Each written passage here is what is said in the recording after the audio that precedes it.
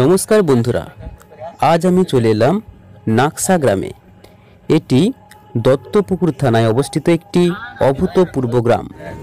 এই গ্রামেরই শেষ প্রান্তে রয়েছে একটি জাগ্রত রহস্যময়ী তারামার মন্দির। তো চলুন আজকে এই মন্দির নিয়ে কিছু তথ্য আপনাদের দেব। নমস্কার বন্ধুরা, চলে এসেছি নাকসা কালী টেম্পল। ঠিক আছে, এটা কিন্তু দত্তপুকুর থানায় অবস্থিত, উত্তর 24 পরগনা দত্তপুকুর থানা। বারাসাত থেকে মোটামুটি 14 কিলোমিটার, 14 থেকে 15 কিলোমিটার হবে। আমি কিন্তু মন্দিরটা দেখানোর চেষ্টা করছি। আপনারা যারা স্থানীয় তারা কিন্তু অবশ্যই লাইক শেয়ার কমেন্ট করবেন। ঠিক আছে, তো চলুন মন্দিরে কখন কি টাইম আছে, কি ধারা, সমস্ত কিছু কিন্তু থাকে ভিডিওতে। ঠিক আছে, সঙ্গে থাকুন। এটা হলো বিদ্যাধরী নদীর একটি শাখা।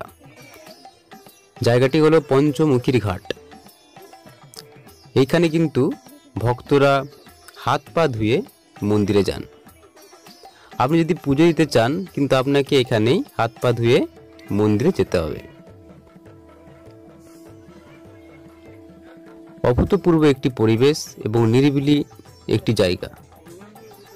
এটি হলো মন্দিরের প্রবেশপথের মূলদ্বার।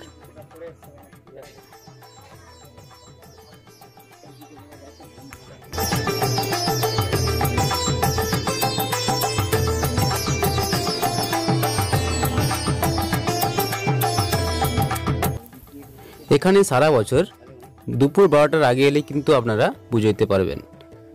এছাড়া বিশেষ করে কৌশিকী অমাবস্যাতে দিন রাত্রি যাগযজ্ঞ এবং পূজা অনুষ্ঠান এখানে হয়ে থাকে। এইটা হলো ভোগের শালা।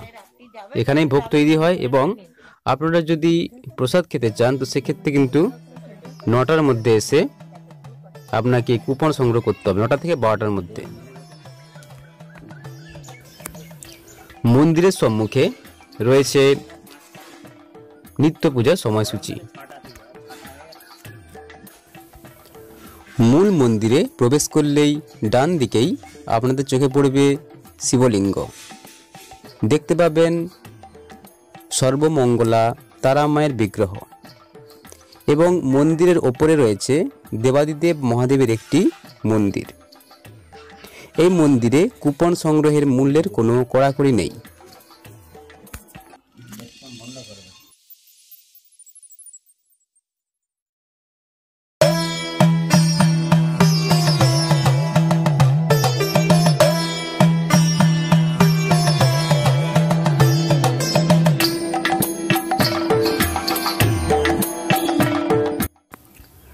মন্দিরের সম্মুখে প্রবেশ করলেই আপনারা দেখতে পাবেন এক বিশাল ও প্রাচীন পাকুড় গাছ।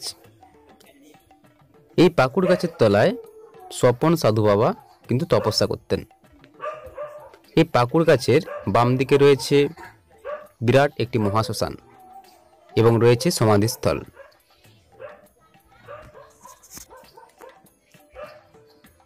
তো বন্ধুরা, এখন টাইমে কিন্তু সন্ধ্যে 5:30। ঠিক আছে, 6টায় কিন্তু মন্দিরটা খুলবে আজকে।